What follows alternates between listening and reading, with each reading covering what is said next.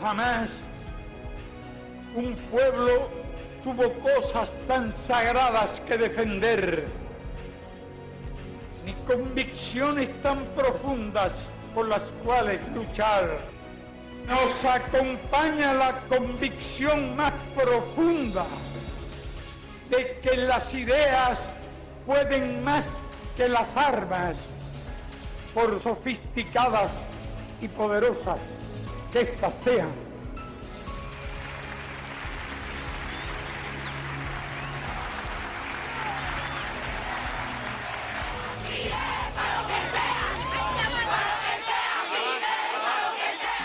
¿Ustedes quieren saber cómo se organiza una campaña mediática contra la Revolución Cubana? La CINA siempre fue el lugar donde se orientaban todas las cosas que había que hacer.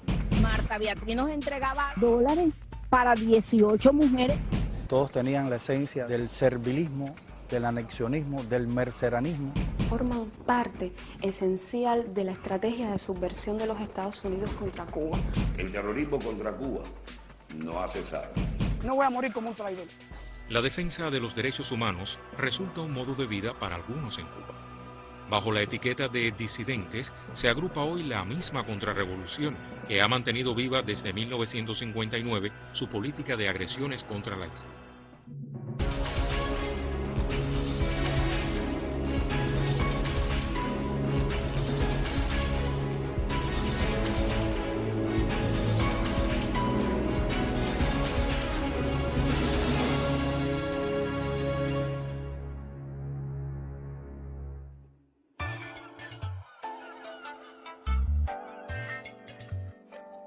Mi nombre es Moisés Rodríguez, vivo en Santiago de Las Vegas, trabajo en la aduana del Aeropuerto Internacional José Martí.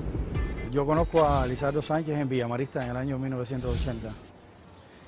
Ahí iniciamos una relación que después continuó en el Combinado del Este. Y en el Combinado del Este pues ya con estas personas se comienza a hablar de los primeros pasos, es decir, cómo sería el servicio que le íbamos a prestar al gobierno de Estados Unidos con relación al primer grupo de derechos humanos en Cuba. Durante casi 20 años, Moisés Rodríguez trabajó junto a Elizardo Sánchez Santa Cruz, más conocido entre los cubanos como el Camaján. Vivió en su casa, donde participó en cada uno de los proyectos organizados por este contrarrevolucionario al servicio del gobierno norteamericano. Y nos entretuvimos ese tiempo en conformar y escuchar las órdenes de los amos en ese primer periodo, ¿no?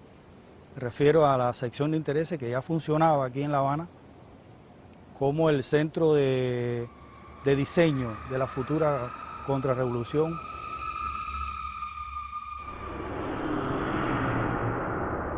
Yo establecí mis primeros vínculos con la contrarrevolución en el año 2001. En el Comité Pinero Pro Derechos Humanos. Esto es un grupúsculo contrarrevolucionario asentado en el municipio especial Isla de la Juventud. Para los cubanos que lo recuerdan no con agrado, su voz tiene hoy otro rostro. Desde las filas del enemigo, Carlos Manuel Serpa Maceira reportaba el bregar de la contrarrevolución interna. Posteriormente paso a la Fundación Isla de Pino de Derechos Humanos y Fomento Territorial, que es otro grupúsculo contrarrevolucionario que estaba asentado allí. Yo ya cuando comienzo en la fundación comencé de vocero y ahí comencé a dar mis reportes para la radio Martí. Desde Isla de Pinos, el periodista independiente Carlos Serpa Maceira. Desde La Habana, Carlos Serpa Maceira, director de la Unión de Periodistas Libres de Cuba, denuncia las acciones de la policía política. Carlos Serpa Maceira visitó el lugar y nos trae detalles. El periodista independiente Carlos Serpa Maceira denuncia que nuevamente tiene un saludo a la audiencia del programa Contacto Cuba de Radio Martí. Desde La Habana, un reporte en exclusivo del periodista independiente Carlos Serpa Maceira. En mi caso, ellos me fabricaron. Yo soy el coordinador nacional del proyecto cívico cultural Julio Tanteciel. Quien nos está financiando es el conocido terrorista Ángel de Fana Serrano, quien cumplió 20 años aquí en las cárceles nuestras por actividades terroristas. Ahora se quiere dar de pacifista.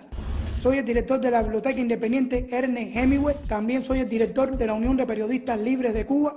Aquí existen 5 personas, pero yo soy el único que hago todo, porque lo de ellos es irse del país, obtener un aval político y poder emigrar hacia los Estados Unidos. Quien nos está financiando es el Directorio Democrático Cubano. Soy el vocero del Frente Nacional de Resistencia Cívica y Desobediencia Cívica en Cuba. Soy miembro de su junta directiva también. Esto, quien lo está financiando, también es el Directorio Democrático Cubano. También está Más por Cuba, que esta es una organización que dirige Sid Biriondo, una conocida connotada contrarrevolucionaria del exterior, y otras organizaciones contrarrevolucionarias de Miami, que integran lo que ellos le han llamado la Asamblea de la Resistencia.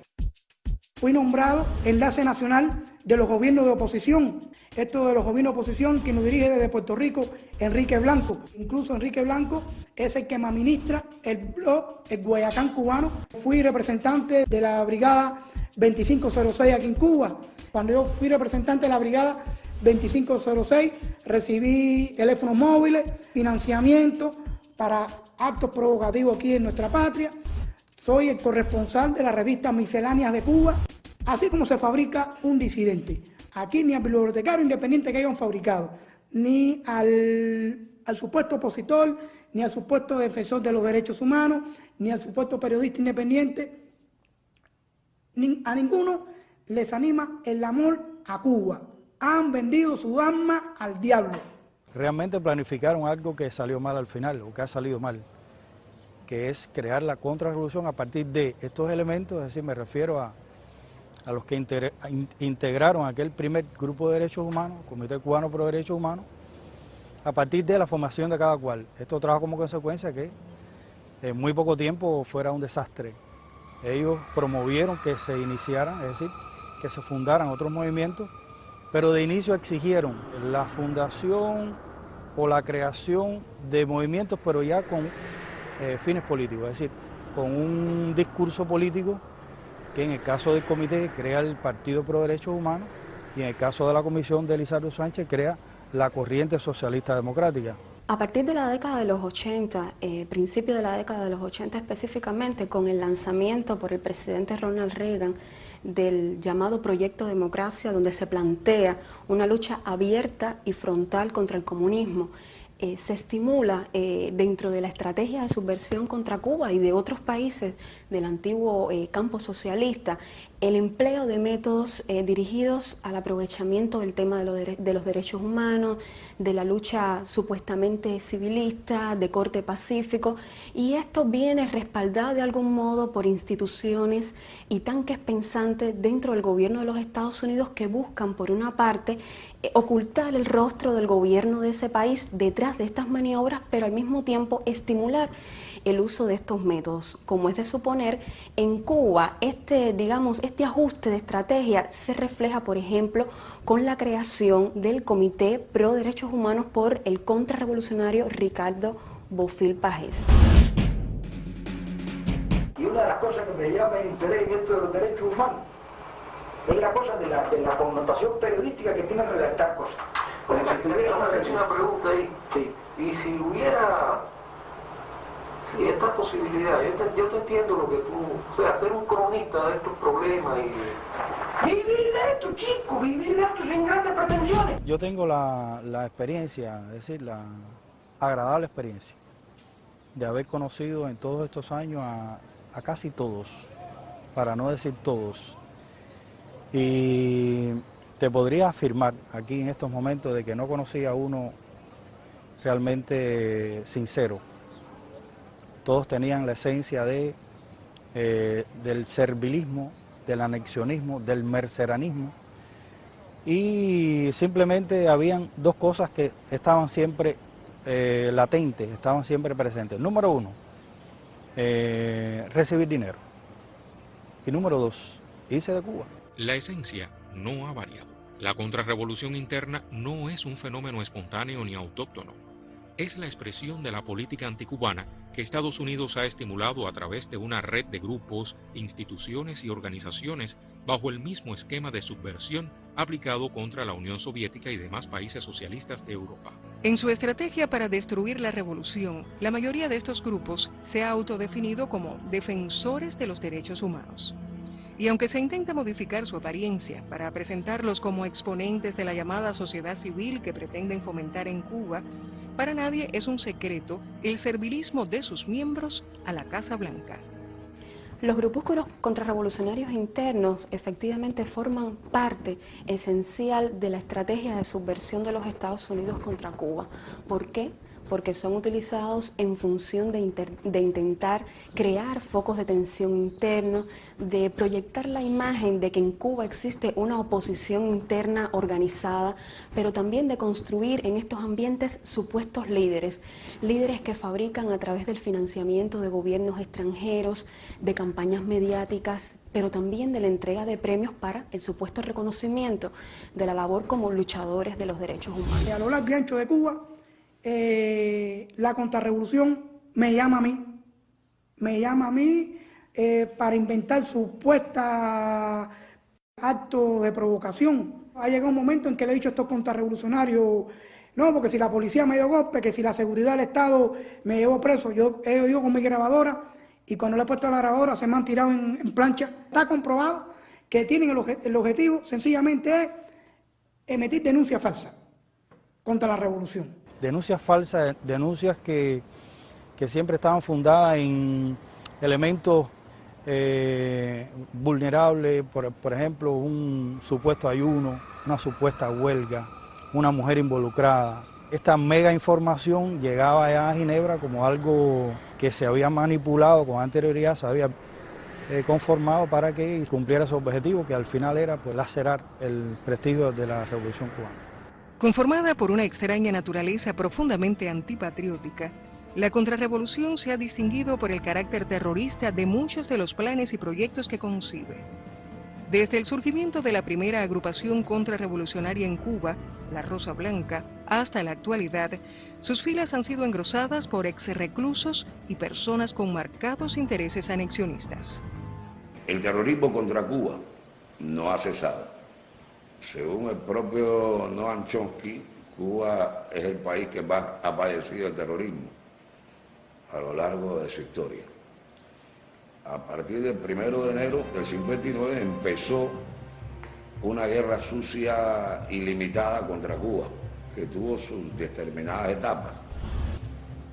La guerra ideológica se ha mantenido desde ese momento contra Cuba, con el objetivo de aislarla internacionalmente, con desvirtuar la realidad cubana, acusando al gobierno cubano de violar los derechos humanos, de violar las libertades democráticas. ¿Qué es lo importante de esto? Los terroristas de las décadas anteriores siguen siendo terroristas y siguen apostando por la vía violenta para derrocar a la revolución cubana.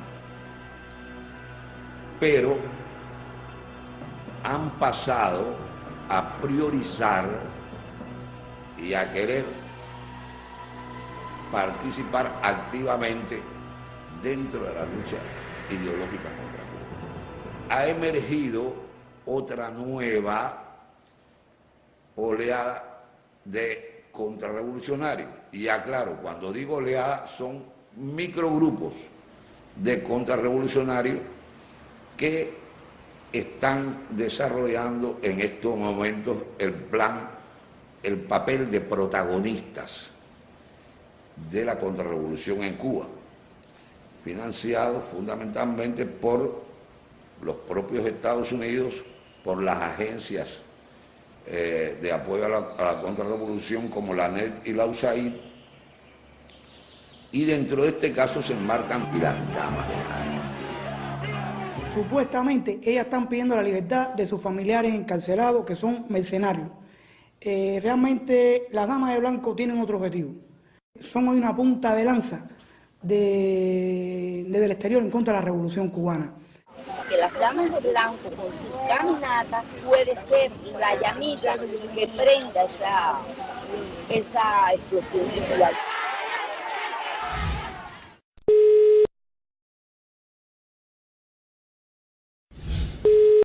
Buenos días. Aló, Laura. Sí. ¿cómo estás? Mira, te voy a dejar en línea para que escuches una entrevista con el presidente Micheletti que habla de ustedes. Pero habemos hondureños en todas partes del mundo que estamos apoyando a esta gente que está poniendo su vida incluso para que las cosas cambien en ese hermano país del Caribe. Dios quiera y les dé la valentía, les dé la tranquilidad, la fortaleza para que puedan ellos lograr sus objetivos como lo logramos aquí en Honduras. Laura, buenos días, bienvenida al Show de Vicente. Nosotros tuviste posibilidad, estábamos tratando de contactarles para tratar de enlazarles con el presidente Micheletti. Si nos dices qué te parece estas declaraciones del presidente. Bueno, me parece de verdad algo realmente muy emocionante ver cómo un hombre que fue capaz de sostener ese poder allí en Honduras, realmente es muy emocionante saber que él nos apoya, saber que él pide todos los días a Dios porque en Cuba se restablezca la democracia, porque no haya muertos, porque a Cuba llegue la paz, la felicidad. Realmente me siento muy emocionada. Las Damas de Blanco están siendo financiadas desde el exterior por la Fundación Nacional Cubano-Americana. Cada vez que ellos van a realizar una de sus provocaciones, le envían dinero. Y ha habido problemas, disturbios entre ellas, conflictos por el problema del dinero. Nosotras hemos llegado sin problema aquí al combinado. Estamos aquí en la entrada, vienen muchos guardias corriendo.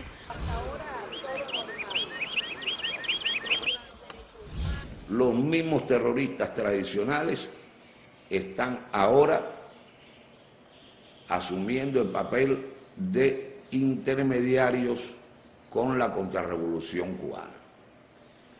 No solo por mantener el protagonismo ante el deterioro de imagen que han tenido, sino también para participar en la repartición del dinero. Marta Beatriz nos ha hecho llegar algunos obsequios de una organización que ya todas conocemos, que siempre nos hace llegar algunos regalos, y es la Fundación Jurídica Rescate. Fundación Rescate Jurídico, organización anticubana inscrita en el registro de corporaciones del Departamento de Estado de la Florida. Su principal directivo es el terrorista Santiago Álvarez Fernández Magriñá, quien propició la entrada ilegal de Posada Carriles a Estados Unidos, de quien es uno de los más estrechos colaboradores. Ha financiado las actividades de la contrarrevolucionaria Marta Beatriz Roque a través del ex jefe de la sección de intereses de Estados Unidos en La Habana, Michael Parney. Ustedes habrán observado que eran $2.400 para 18 mujeres que ellos mismos allí lo plantearon. Marta Beatriz nos entregaba algo, nosotros nos decían que era de la Fundación Rescate Jurídico.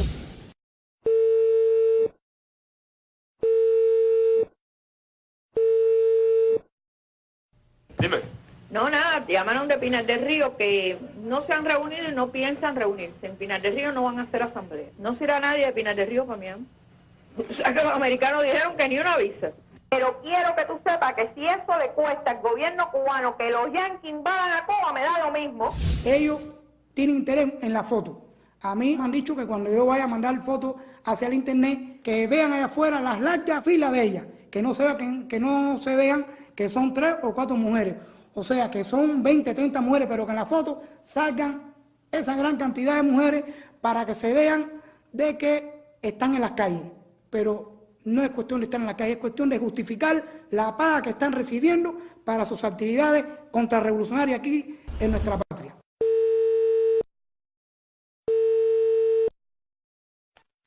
Jorge, Jauri.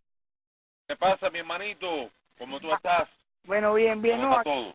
No, por aquí tengo un reporte, Jauri. Quería darle algo a usted para Contacto Cuba de lo que pasó ayer aquí en La Habana con las damas de blanco. Sí, mi hermanito, no, es que, oye, si alguien históricamente ha estado al lado, cuando se les dé un reconocimiento a las damas de blanco, por lo menos mi opinión, deben darte un reconocimiento a ti, porque has estado ahí al lado de ella cubriendo y dando un ejemplo de lo que es el periodismo independiente en su expresión máxima de cubrir en la escena, como tú dices, ¿no? Periodismo de barricada. Un terrorista de la magnitud de Posada Carriles, ¿qué hace en una marcha a favor de las damas de blanco, cuando tiene las manos ensangrentadas. Horacio Salvador García Cordero, quien me encargó también y participó junto con Pepe Hernández y otros altos directivos de la Fundación en la preparación de planes terroristas en Cuba que incluyan incluso la voladura de hospitales. Hoy Horacio Salvador García Cordero es una de las personas que no solo financia a las damas de blanco, sino que la estimula incluso mediante llamadas telefónicas, incitándolas a que mantengan esta actitud de aparente desafío a la revolución cubana.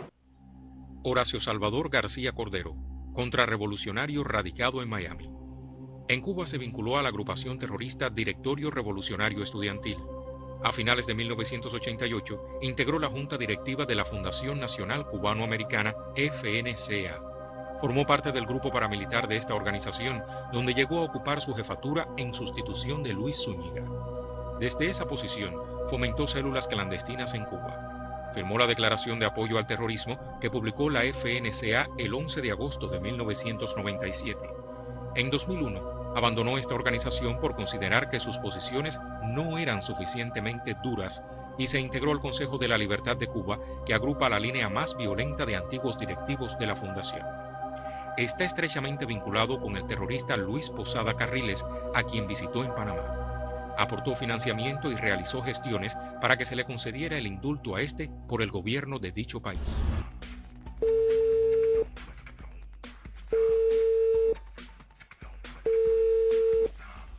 Sí, oye, soy yo, ¿me oye? Perfectamente, ¿y usted a mí? Que tiene. Al cabo, llamar a Laura, fíjense que yo la estoy manipulando, pero yo tengo mucha fe en Mérida y en Alejandrina. Completamente, eso yo se la puse ahí el sábado, para que usted se dé cuenta de que hay una unión ahí. Acuérdense que salvamos en primer lugar la unión de las damas de blanco. Usted sabe que estaba bastante peliagudo eso. Nosotros le vamos a dar todo el respaldo a las damas de blanco. En realidad, damas de blanco nada más son, yo sé, hay que demostrar que se trata de un hecho masivo. Ella tiene que jugar los juegos hasta que lo convenga. Tú sabes que yo fui el que asesoró a Gloria y a Emilio a marcha que se hizo aquí y demás. Y ellos también lo saben aquí, y eso fue importante lo que se hizo ahí, lo que se hizo acá. Hay grandes posibilidades que me reúna con el presidente en los próximos días. Ok, perfecto. Bueno, pues eso es algo también vital, porque necesitamos el apoyo de personalidades y más, ¿quién más que él o yo? Para que sepa por dónde yo ando. Esa información está distorsionada y está mal, y estás engañando al mundo con esa información. Aquí no hay policía ninguna, aquí está el pueblo revolucionario.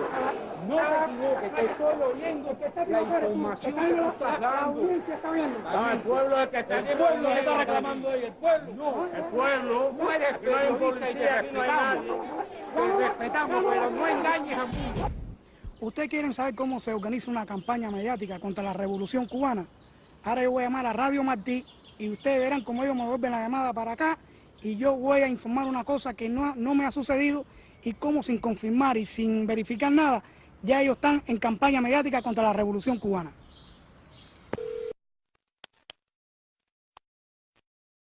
Sí, eso lo puede negociar, ¿yes? Radio Martí. Así es. Mire, Carlos Serpa Maceira, por favor, llámeme aquí a mi móvil que hay problema. Radio Martí me está llamando en estos momentos. Dígame, buenos días. Oye, sí, yo estaba llamando para allá y me daba a ti, me dijera que tú estabas llamando para acá. Ah, ¿qué tal, Olivia? ¿Cómo te sientes? Bien, bien, que Berta me había acabado de avisar que había problema contigo allá. Me detuvieron, me introdujeron un auto y bajo fuertes amenazas me llevaron hacia la unidad policial de Dragones, donde, bueno, allí me amenazaron, me ocuparon todo lo que yo tenía. Entonces, bueno, aquí tengo para darte un reporte, una denuncia de lo que sucedió. Adelante, cuando quieras. Quien les habla, el periodista independiente Carlos Serpa Maceira, director de la Unión de Periodistas Libres de Cuba. Estoy denunciando a través de Radio Martí de que en horas de la mañana de este 14 de mayo, cuando yo me encontraba, como ustedes ven, de nuevo la mentira de los enemigos dentro y fuera. Esta es una forma de cómo se hace una campaña mediática. Radio Martí no confirma nada. Aquí usted ve en mi memoria, que la tengo aquí, ellos no confirman nada, ya están diciendo que lo van a sacar en los noticieros. Aquí, Radio Martí, transmitiendo para Cuba desde Miami, Florida, Estados Unidos de América. El periodista independiente Carlos Serpa Maceira denuncia que nuevamente fue objeto de detención y amenazas por parte de la Policía Política de Ciudad Habana. Y a continuación vamos a escuchar los detalles en su propia voz. Estoy denunciando de que en horas de la mañana de este 14 de mayo, cuando yo me encontraba transitando en áreas próximas al Tribunal Provincial Popular de Ciudad de La Habana, a escasos metros del antiguo Capitolio Nacional, fui detenido por agentes de la seguridad del Estado, quienes me introdujeron en un carro y me llevaron detenido hacia la unidad de la Policía Nacional Revolucionaria de Dragones y Silueta. Allí los agentes de seguridad del Estado me amenazaron de que me iban a deportar hacia la Isla de la Juventud. Ahí me ocuparon una memoria flash que contenía información de video sobre las damas de blanco, una memoria flash. También me ocuparon una cámara fotográfica y bueno, en estos momentos que estoy hablando con Radio Martí, ya fui liberado. Según informes de la Oficina de Auditoría del Gobierno de los Estados Unidos sobre la calidad de las transmisiones subversivas de Radio y Televisión Martí, la conformación de los mensajes tributados a cada uno de sus espacios adolece de equilibrio y objetividad. Se violan constantemente normas periodísticas en sus noticias y comentarios sobre Cuba. Se distorsiona y manipula información en la voz de los llamados periodistas independientes. Las intenciones de Radio Martí siempre han sido malas. La intención de Radio Martí es tratar de demostrar que esa emisora se oye aquí en Cuba, que tiene audiencia y que ellos están sacando reportes de la subvención aquí. Pero ya todo el mundo no lo llaman. Ellos tienen su gente aquí en Cuba para llamar. Ellos llaman a Antunes, llaman a Berta Soler, llaman a la mamá de Orlando Zapata Tamayo. Te estoy poniendo gente clave. El periodismo independiente en Cuba tiene tutores norteamericanos. Estos supuestos reporteros, formados en academias desconocidas, resultan al mismo tiempo integrantes de numerosas organizaciones y grupos contrarrevolucionarios. Con informaciones tergiversadas sobre la realidad cubana, tratan de mostrar sus dotes para un oficio muy bien pagado desde el exterior. Ellos lo manipulan mucho. Cuando hablamos foros y organizaciones internacionales, la Sociedad Interamericana de Prensa, Reporteros Sin Fronteras, Human Rights y todas estas organizaciones que están en abierta complicidad en todos estos actos, manipulan el drama como tal.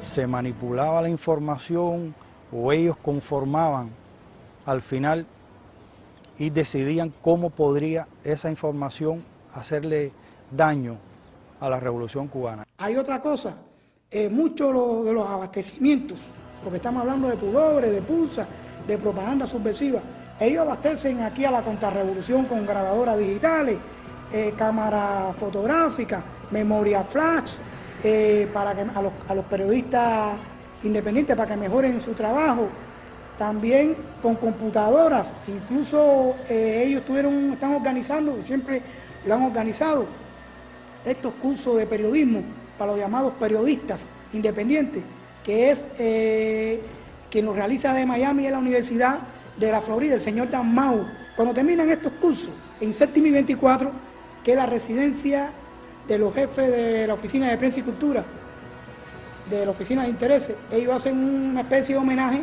y ha habido problemas porque ahí siempre le entregaban, por ejemplo, a los primeros lugares, computadora laptop, grabadora digital, cámara digital de fotografía, pero en los últimos cursos, los contrarrevolucionarios se han molestado porque no le han dado nada. Los títulos que están entregando lo están utilizando como aval político para presentar en la oficina de refugiados, para poder abandonar el país.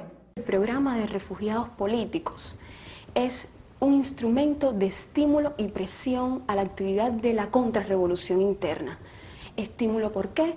Porque lleva a que individuos, fundamentalmente con motivaciones migratorias, deseen acceder a este tipo de programas, además por las prebendas que ofrece a estas personas cuando llegan a los Estados Unidos.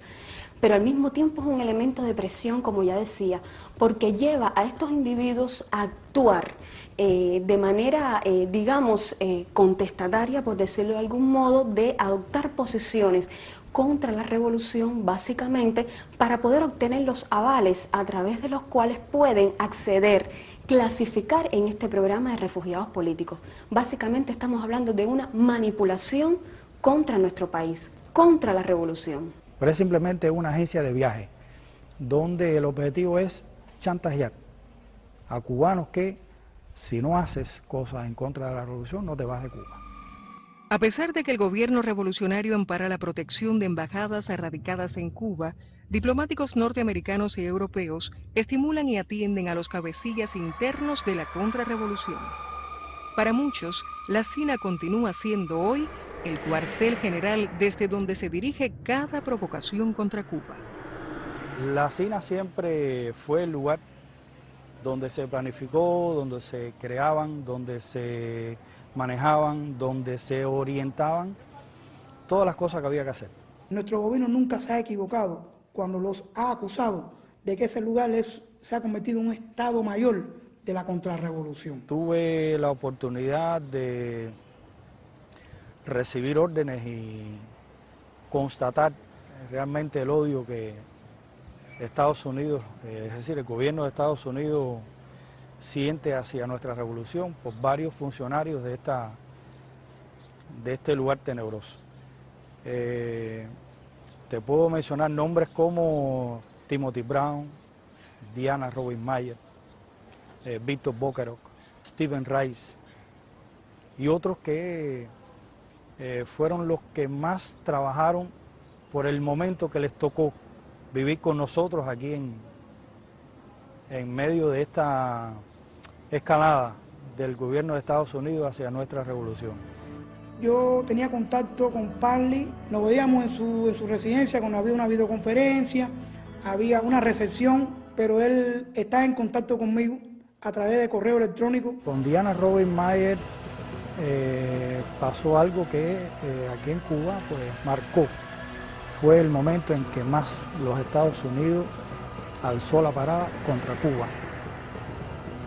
Esta funcionaria no pudo continuar su trabajo en Cuba, por lo cual viene Timothy Brown. Este funcionario es el que propicia como un estímulo a mi trabajo durante muchos años dentro de la contrarrevolución a que yo viajase a los Estados Unidos. Claro, él también lo hacía para que yo estableciera vínculos con organizaciones contrarrevolucionarias en Miami, fundamentalmente, y a partir de ahí desarrollar un trabajo que a posterior en Cuba pues le daría buenos dividendos a ellos.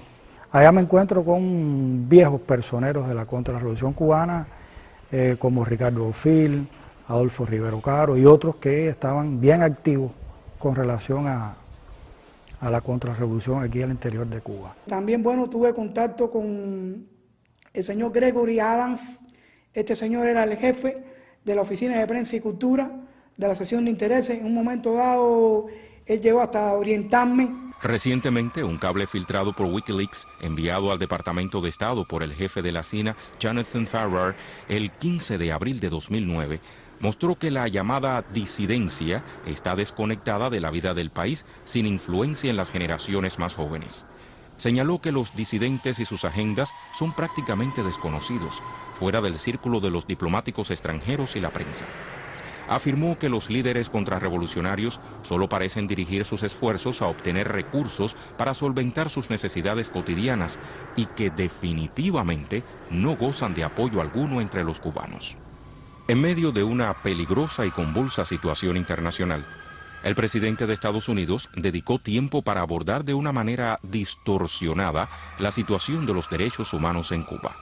El pasado 23 de febrero, un comunicado del presidente Barack Obama no escatimó adjetivos para exaltar a la contrarrevolución y manipular el primer aniversario de la muerte de un recluso que había sido sancionado por delitos comunes, quien desde Washington, Miami y Europa fue convertido en disidente por los medios de la desinformación imperial. pese a las malas calificaciones que la propia sección de intereses norteamericanos en La Habana había concedido a los mercenarios en sus correos secretos por su baja catadura y desconexión social, el mandatario les patentizó su más firme compromiso de apoyo.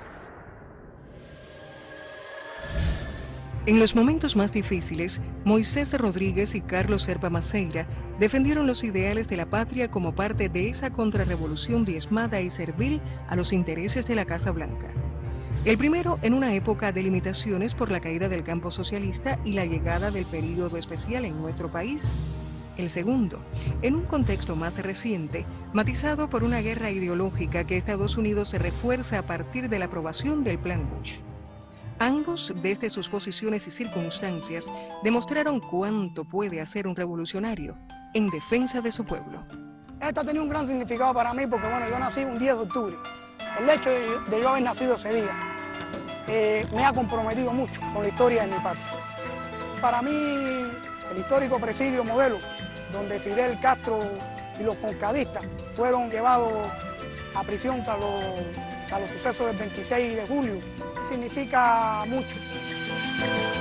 ¿Qué le voy a decir? La isla forma parte ya de mi historia y está en mi corazón. La Lenin y la gente de Vladimir tiene mucho que ver. Fidel nos regaló esta escuela. Eso para mí tiene un valor excepcional porque ese fue el mayor regalo que me hizo en la niñez, en la juventud y en la adolescencia. Esta formación fue realmente el motor impulsor. Fue la constante para que yo siempre tuviera presente estos años de la Lenin. No, no es fácil. Tú tienes que estar pasando como un crápula, un enemigo, el ser más malo.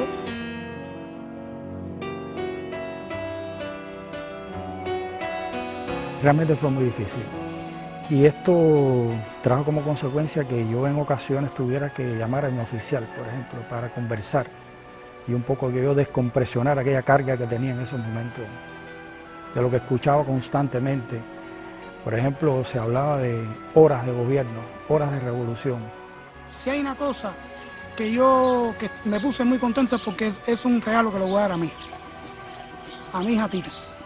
Recuerdo, por ejemplo, las reuniones de padres de mis hijos, que mis hijos compartían con otros niños que sus padres venían a la escuela orgullosos de sus padres, que trabajaban, y yo siempre pues traté de pasar inadvertido ante mis hijos en esta situación porque realmente no tenía ningún elemento que aportarle positivo.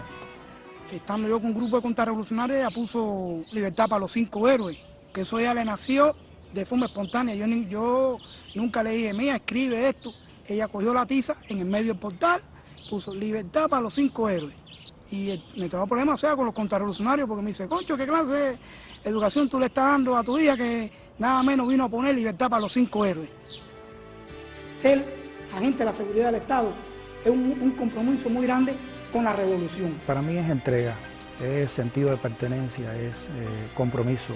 Los enemigos de la revolución dentro y de fuera no acaban de entender las lecciones, pero sí les digo una cosa, siempre habrá Emilio. Fueron muchos años de intensa labor, de mucho sacrificio y de un esfuerzo descomunal.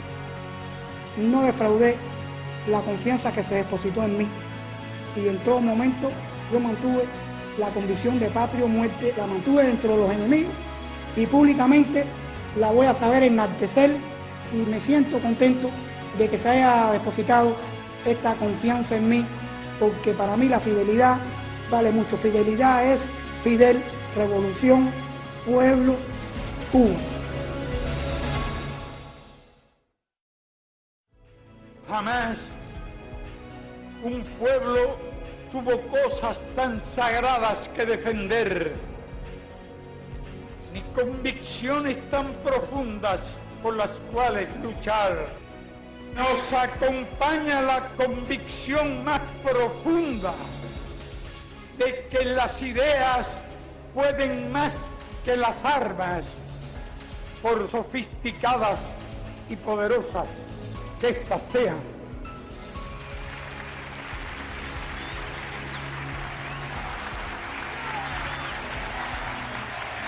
Yeah.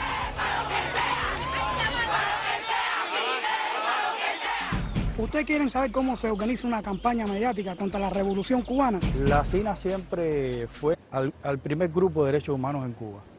Durante casi 20 años, Moisés Rodríguez trabajó junto a Elizardo Sánchez Santa Cruz, más conocido entre los cubanos como el Camaján. Vivió en su casa, donde participó en cada uno de los proyectos organizados por este contrarrevolucionario al servicio del gobierno norteamericano. Y nos entretuvimos ese tiempo en conformar y escuchar las órdenes de los amos en ese primer periodo, ¿no? Me refiero a la sección de intereses que ya funcionaba aquí en La Habana como el centro de diseño de la futura contrarrevolución.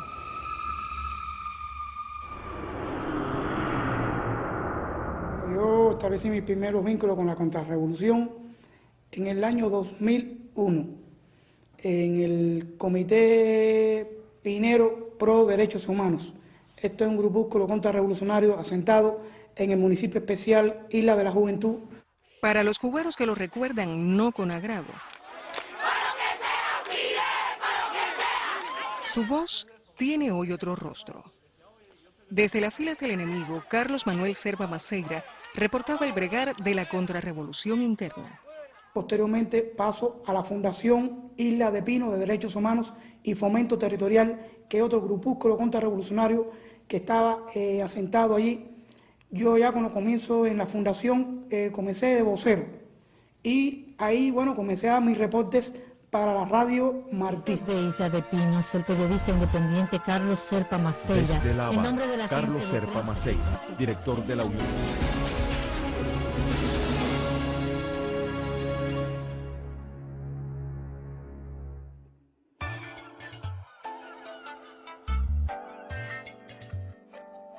Mi nombre es Moisés Rodríguez, vivo en Santiago de Las Vegas, trabajo en la aduana del Aeropuerto Internacional José Martí.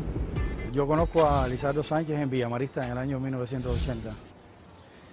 Ahí iniciamos una relación que después continuó en el Combinado del Este. Y en el Combinado del Este, pues ya con estas personas se comienza a hablar de los primeros pasos, es decir, cómo sería el servicio que le íbamos a prestar al gobierno de Estados Unidos con relación al lugar donde se orientaban todas las cosas que había que hacer. Marta Beatriz nos entregaba dólares para 18 mujeres. Todos tenían la esencia del servilismo, del anexionismo, del merceranismo. Forman parte esencial de la estrategia de subversión de los Estados Unidos contra Cuba. El terrorismo contra Cuba no ha cesado. No voy a morir como un traidor. La defensa de los derechos humanos resulta un modo de vida para algunos en Cuba. Bajo la etiqueta de disidentes se agrupa hoy la misma contrarrevolución que ha mantenido viva desde 1959 su política de agresiones contra la isla.